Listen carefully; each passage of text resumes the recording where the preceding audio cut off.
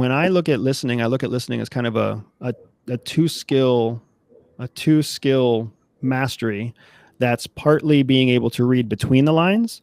Like what are the concepts? What are the statements that they're saying outside of the words that they're using? But then you also have to have the ability to remember the statements that you're hearing between the lines.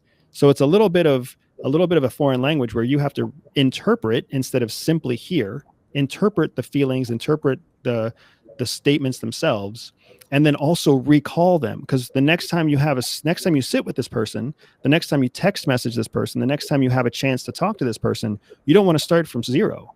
You want to start from the end of the last statement of the previous conversation so that they're right back in there with you. You can cash in on all that social capital in just a moment. So it really is when someone says, today's been a good day, or today, I'm a little bit tired or whatever.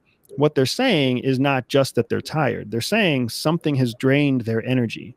What is that draining thing? You might assume, well, they must have had a big day at work, but maybe their big day at work energized them. Maybe the draining thing is actually with family. So it's better to listen and understand, like, I've had a rough day. Well, I've had a rough day could mean a lot of different things. Don't assume anything. Listen and hear. There's information to be gathered, and the person is already feeling comfortable enough to admit that they're not having a perfect day. They're already shedding some of that public life to let you into their private life.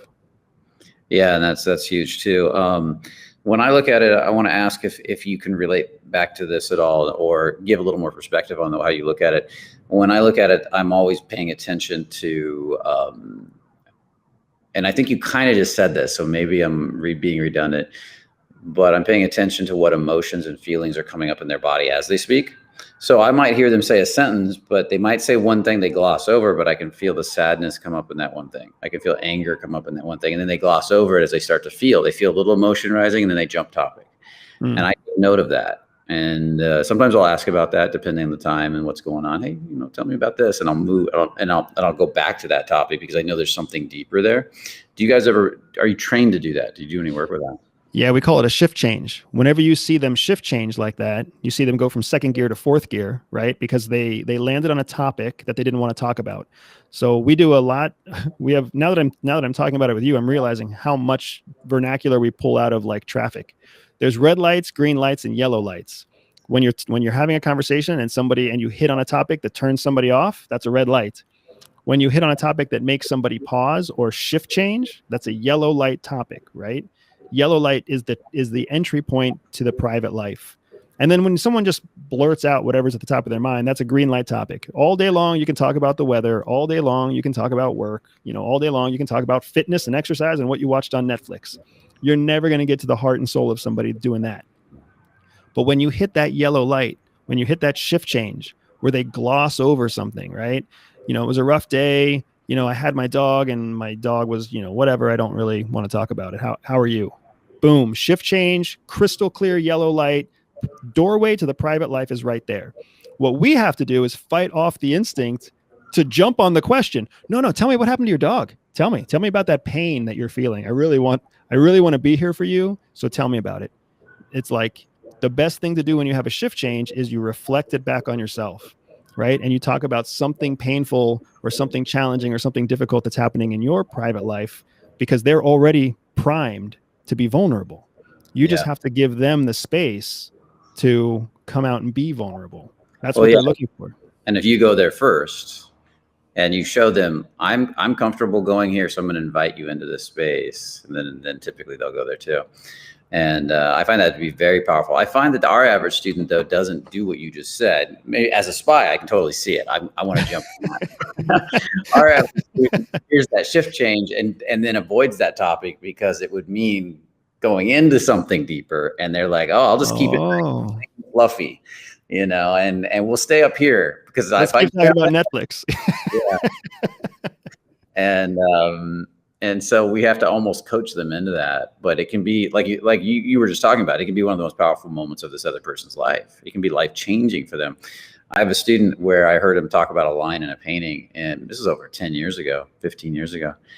And I called him out on the line because I could feel the depth of the emotion when he referenced this line, but he did a shift change like you called it. And went back, started talking about it, and he said he didn't even know. He was like, "It's just a line. What are you talking about? We'll talk a little more about it." And he started talking more about it, and he could see these emotions come up and all these feelings come up, and then pretty soon he's talking about, "Oh my God, I miss being a painter. I painted that line." And then next thing you know, he starts painting, and the next thing you know, 10, 15 years later, he's got a gallery in Miami now, and because of that conversation, right? And that's the power of knowing, asking a question like that. Now, I had the permission in that moment because we were in a workshop setting to go right for that question. But you're right, you can't sometimes go right for the question. And you know, this is the dark side of me, right? So for anybody out there who's wondering, am I still a nice guy? This should be how you know I'm not a nice guy, right? That man, wherever he's sitting in his gallery, he gives you credit for his work. He gives you credit for his own discovery. Like, that loyalty that should belong to him is actually with you. So if you were to be representing a foreign government, if you were to be representing anything nefarious, you would have immense influence over that individual. That's the key of the kingdom. That's what every foreign intelligence officer, every US intelligence officer is trying to do. How do we get someone to open up at the right time in the right way, that they basically give us credit for their own success? They're the ones taking all the risk. They're the ones that are going to get shot and hung by their own foreign government. But if we do it the right way, they think it's all worth it just to be with us. Just like your client thought it was totally worth it, right? He sits in a gallery thanking God every day for meeting Brian. Yeah, and I hate to say it, but that's absolutely true. If I call him, he's on the phone instantly. He wants to learn more always. He's like, what do you have that's new? What are you doing now? You know, and he's curious. And luckily, I'm not that kind of guy. I am still somewhat of a nice guy, so I want everybody to be happy. So really quick, we are about an hour in. I want to do a quick commercial really quick. Andrew is going to be at the Integrated Man Summit, which is coming up in November in Miami. You're already in Miami, right? You live in Miami, or you live out in Florida somewhere, right? Close enough to Miami, yeah. I'll be there for sure. Yeah, so he'll be out speaking live at this event. He'll probably be speaking at least 2 days, probably 3 days on these topics. So if you guys out there really love these topics and you want to go deeper with Andrew, you want to talk to him in person, you want to ask him questions in person, November 4th through the 6th in Miami, Florida is going to be the Integrated Man Summit. There's a link on the screen. There should be a link in the chat in a moment for you guys to get tickets. You can go out there live. You can also do it online. There's going to be an online version as well for everybody that can't travel. If you're in, I saw some of you are from Europe. So if you're in Europe, definitely click on the link. You can still get tickets. And I'm assuming that Andrew's got a lot more stuff and a lot deeper stuff. I mean, than we can even remotely touch on in an hour call. So, and if you really want to get some of that deeper stuff, definitely click on that link and get over to the event that's coming up in Miami. Yeah. So Brian, the thing I'm the most excited about bringing to Miami is talking about sex through espionage, which is a term that's kind of colloquial called sexpionage, but it's not just about, who's having sex with who to get what secrets.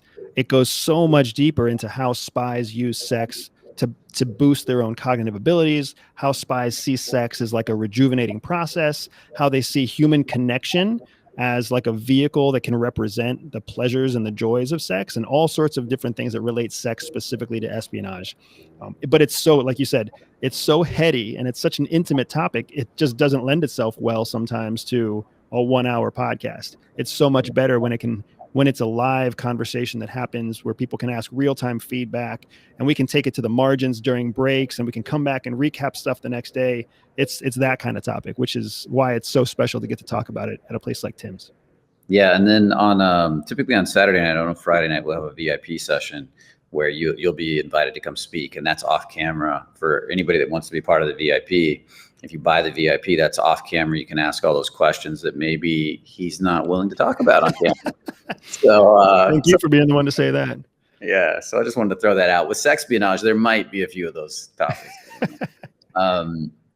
Is any of that, by the way, sexpionage stuff, is that any of that related or pulled from any of the old Man Talk Chia, Taoism, Tantra, any of that? A lot of it actually does go back to the tantric practices that the Indians understood, like way back in the day. Like some of the stuff that's tied into Buddhist and the different energy flows, and there's some really cool stuff that's there, made practical, right? Like Yeah. it's really hard to teach some people the spiritual side of things, but you can break a lot of spirituality down into practical systems that anyone can understand.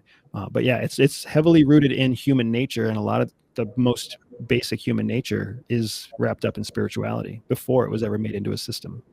Yeah, I find sex can heal and sex can be destructive depending on how it's used. Mm-hmm. And if it's done properly and you're with a woman, she can feel like she went through a healing, growing experience. You can too, and that's what I love about this stuff, sex espionage, Tantra, Taoism, done properly.